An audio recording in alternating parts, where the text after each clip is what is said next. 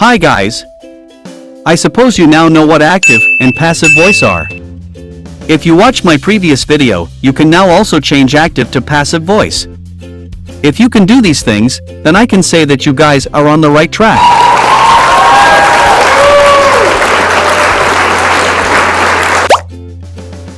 Are you ready? Let us continue the lesson on active and passive voice.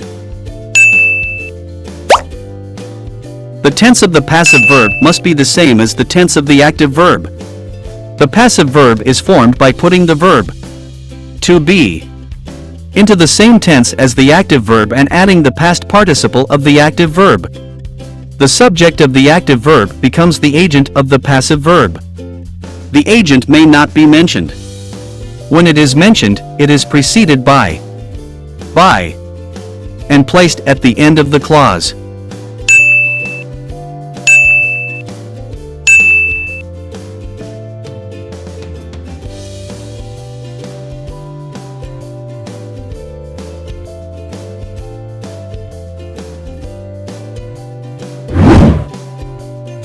Here are some of the examples that you can take a look at to be familiar with some of the verb tenses in active and passive voice.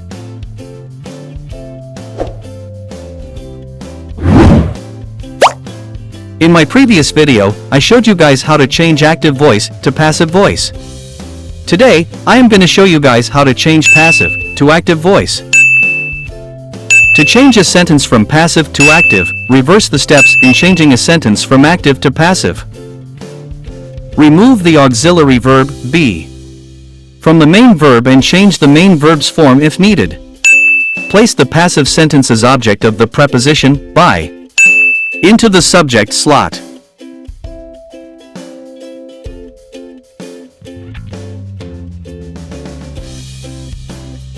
Let us check out another example.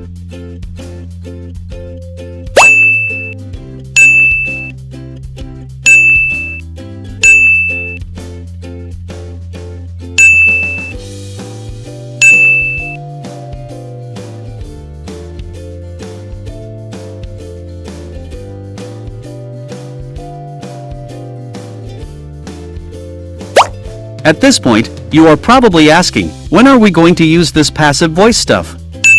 Well, I'm going to show you guys a couple of things regarding that. First, we use the passive voice to emphasize the receiver of the action instead of the doer. Here is my example. The cards will be distributed today. In this example, the cards are being emphasized since the one who distributed it is not mentioned in the sentence.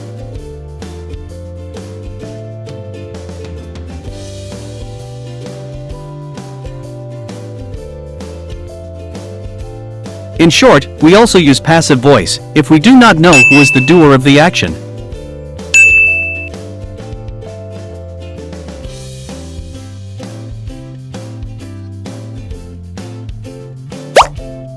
Now you have learned about the basics of active and passive voice. I hope you picked something up from this video.